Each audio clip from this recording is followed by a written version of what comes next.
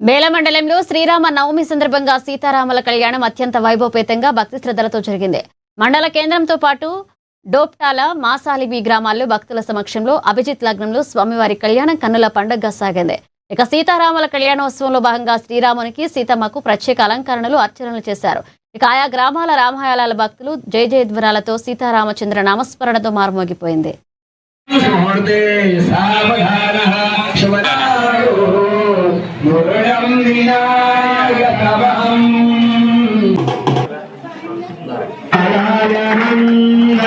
శంకరిట్టుకున్న జారి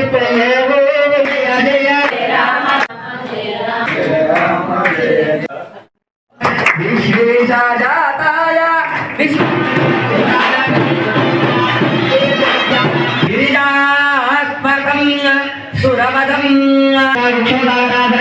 సప్తద్వీపాదుంబరా బోలో శ్రీరామచంద్ర భగవాన్